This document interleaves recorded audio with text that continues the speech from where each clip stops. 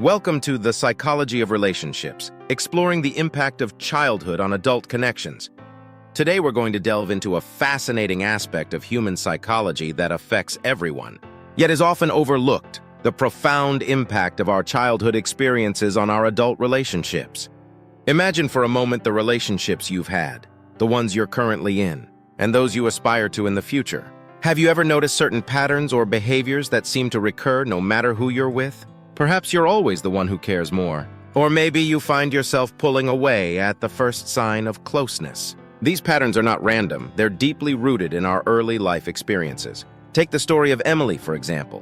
Growing up, Emily always felt like she was walking on eggshells, never quite sure when her father's mood would shift from loving to volatile.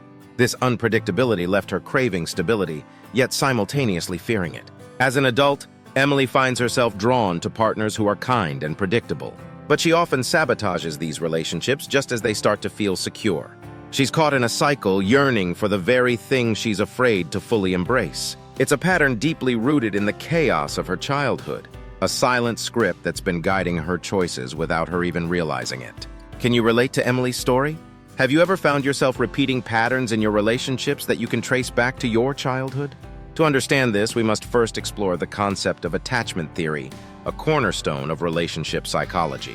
Picture attachment as an invisible thread woven from the fabric of our earliest interactions, connecting us to our primary caregivers in a dance of emotional give and take. Pioneered by John Bowlby and Mary Ainsworth, attachment theory posits that these early bonds set the blueprint for our future relationships, much like the foundation of a house sets the stage for its structural integrity. There are four primary attachment styles: secure, anxious, avoidant, and disorganized. Imagine a secure attachment as a sturdy, well-rooted tree, standing tall and resilient in the face of life's storms. These individuals have balanced relationships, comfortable with both intimacy and independence. In contrast, those with an anxious attachment might resemble a fragile vine, constantly seeking support and fearing abandonment, leading to clingy or needy behavior. Avoidant individuals, on the other hand, are like cacti, prizing independence, to the extent that they may dismiss or avoid emotional closeness, protecting themselves with metaphorical spikes. And finally, those with a disorganized attachment are akin to a garden in disarray, where confusion and inconsistency reign, leading to unpredictable and often chaotic relationship patterns. For example, individuals with a secure attachment style tend to have healthy, balanced relationships. They're comfortable with intimacy and independence, and they can communicate their needs effectively. On the other hand, those with an anxious attachment style may crave closeness but fear abandonment, leading to clingy or needy behavior. Avoidant individuals, meanwhile, prioritize independence to the extent that they may dismiss or avoid emotional closeness. However, it's important to remember that attachment styles are not set in stone. With awareness and effort, individuals can work towards developing a more secure attachment style, leading to healthier and more fulfilling relationships. But attachment styles are just the tip of the iceberg. Our childhood experiences shape not only how we connect with others, but also our self-esteem, communication skills, and even our choice of partners. Many of us are drawn to partners who, in some way, mirror the dynamics we experienced in childhood. This phenomenon, known as repetition compulsion, can lead us to unconsciously recreate familiar patterns, even when they're unhealthy. Recognizing this repetition compulsion is a crucial step in breaking free from these patterns, allowing us to consciously choose partners and behaviors that foster healthier relationships and personal growth. Now let's delve into the role of family dynamics, the unseen currents that shape the river of our relationships. Picture a family dinner table where every seat tells a story of love, conflict, support, or neglect. The way our parents or caregivers interacted with each other and with us has a lasting impact, imprinting patterns onto the canvas of our hearts. For instance, witnessing constant conflict can skew our view of what a normal relationship looks like, much like a distorted mirror reflecting back a warped image. These early observations become the silent scripts we follow, influencing how we handle disagreements, express love, and even how we perceive our worth in a relationship. It's like carrying a suitcase from our past, packed with lessons and expectations that we unconsciously unpack in our adult relationships. But what about those who experience trauma or adverse childhood experiences? Research has shown that these individuals may face additional challenges in forming secure, healthy relationships. Trauma can lead to trust issues, difficulty regulating emotions, and even a tendency to attract or be attracted to toxic dynamics. So where do we go from here?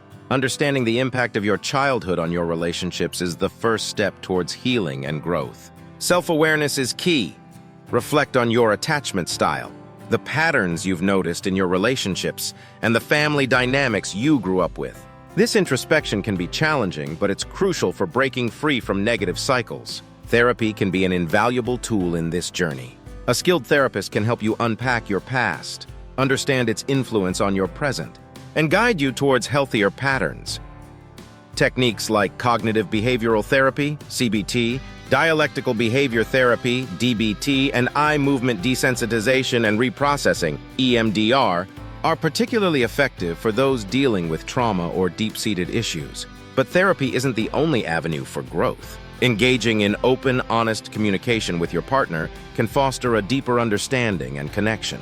Together, you can explore your respective backgrounds, discuss how they impact your relationship, and work towards building a stronger, more secure bond.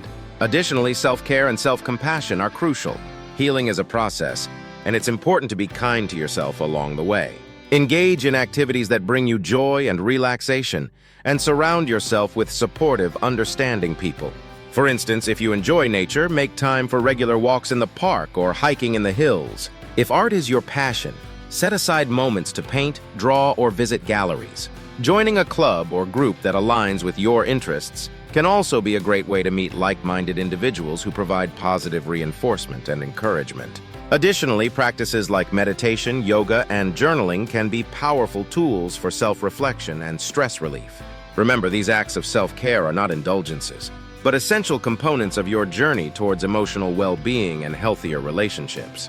Yes, friends, our childhood experiences play a pivotal role in shaping our adult relationships.